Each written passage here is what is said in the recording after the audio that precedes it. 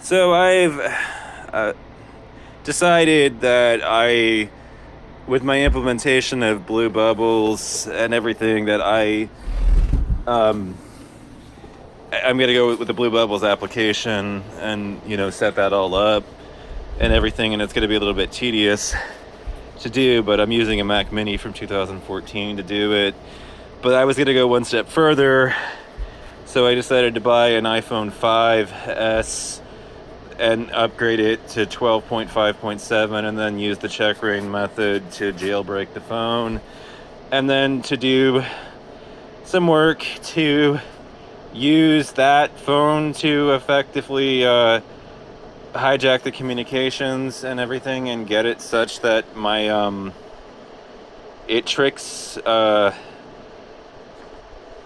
the Apple servers and everything into registering my Android phone onto their ecosystem and everything using the iPhone, and by checking the logs and dumping the logs of the Apple things and SSHing into it and everything and getting all that information off of it and installing various developer tools onto the Apple system and you know so I mean that's a much better camera, isn't it? So anyways, that's my plan and everything, and then budget wise, if provided the cancellations go through properly, it's I had to cancel the $54 purchase because it just doesn't have what I need. And anyways, it I actually read the description after and realized that it's logged in, and everything's secured behind a password. The person doesn't know how to reset, so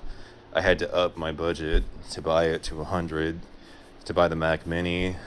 But the Mac Mini that I got was a bundle that had a mouse and keyboard, and I know Apple, being the way that it is, like they want you to use all their hardware and everything, and they, there's no compatibility with any other vendor, so it's like you have to use their stuff through and through with them. It's always their way or the highway.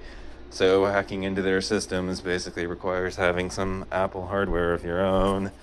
And I I had to get $154 worth of Apple hardware off the eBay ecosystem. I'm not happy about having to go that far and everything. I was much happier back in the day when we had the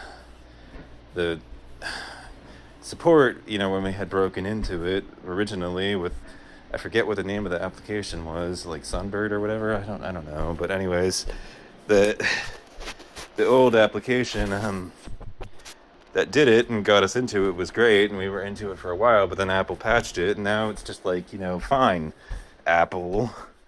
It's like we understand your methods and everything, and we've got an outline of how your server uses those PNR requests and push notifications and everything, and how it registers a phone number to it. But I know that Blue Bubbles by default will only register an email address, like I said, and I'm basically working at using a very old iPhone to screw with it, that I'll jailbreak and screw with this whole process, such that once it's all taken care of, I'll have a phone number registered, as well. So it's not just an email, so that, you know, my iMessage contacts are fully tricked.